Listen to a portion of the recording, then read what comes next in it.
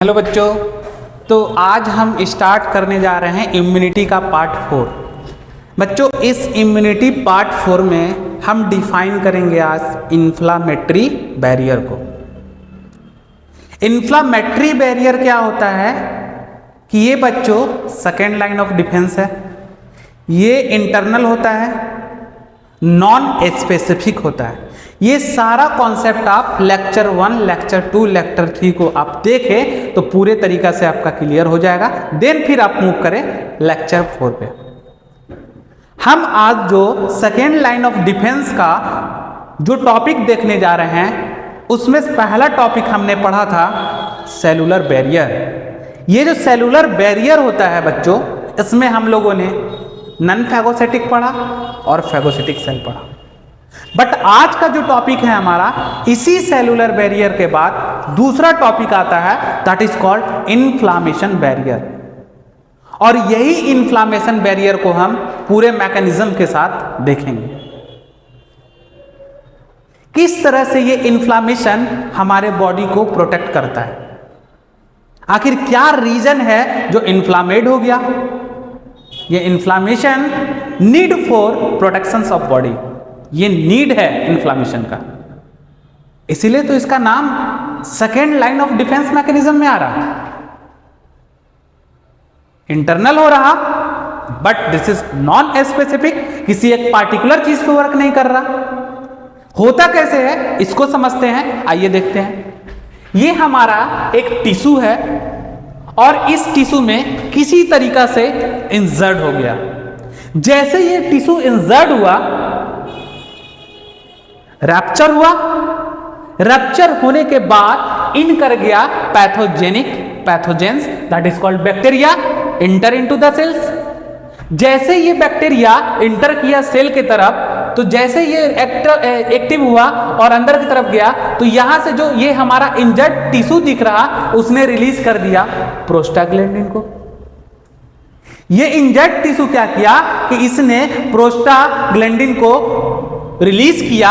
Release करने से ये प्रोस्टाग्लैंडिन जो है उसने क्या किया, स्टिमुलेट कर दिया। किसको स्टिमुलेट कर दिया भाई? तो इसने स्टिमुलेट कर दिया पेन रिसेप्टर को। और किसको स्टिमुलेट कर दिया? मास्ट सेल को। पेन रिसेप्टर को कैसे?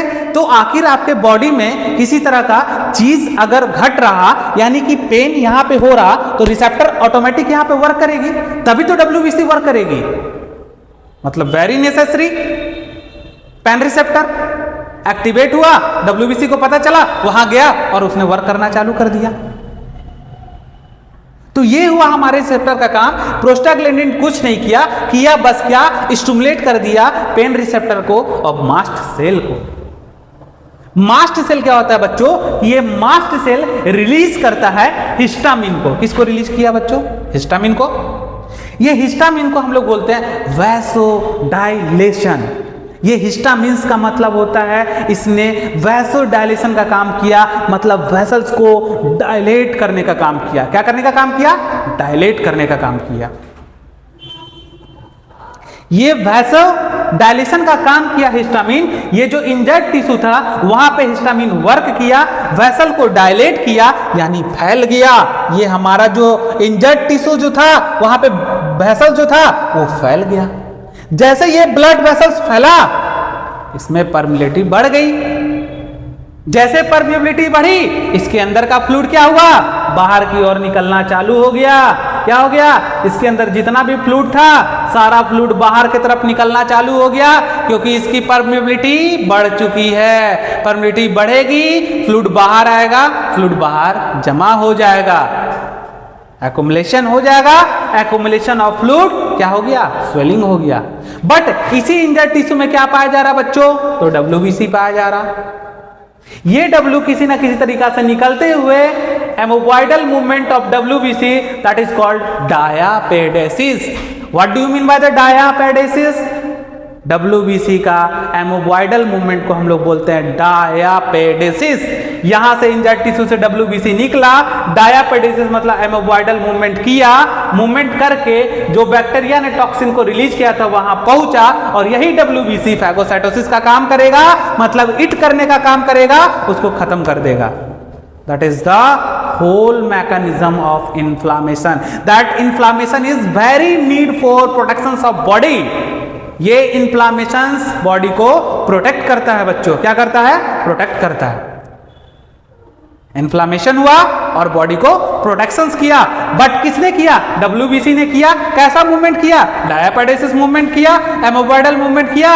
जो बैक्टीरिया ने रिलीज किया वहां पे टॉक्सिन वहां पहुंचा और फैगोसाइटोसिस का काम किया, उसको इट कर गया। That is whole mechanism is called inflammatory barrier, that is called inflammation.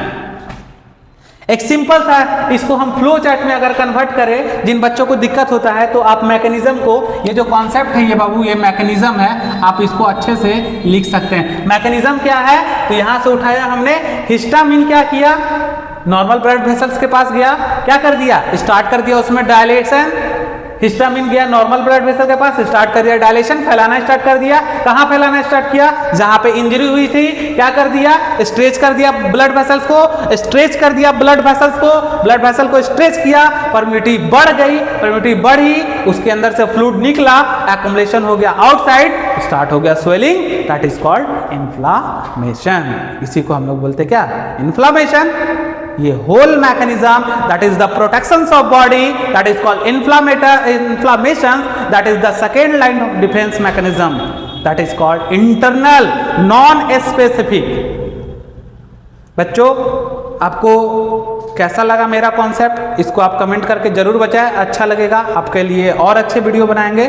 और नेक्स्ट लेक्चर में मिलते हैं इम्यूनिटी का पार्ट 5 में। छोटे लेक्चर रहेंगे, पूरे कॉन्सेप्चुअल रहेंगे। आप इसको पढ़े, उसके बाद एनसीईआरटी को पढ़े, आपको पूरा क्लियर समझ में आएगा। थैंक यू बच्चों।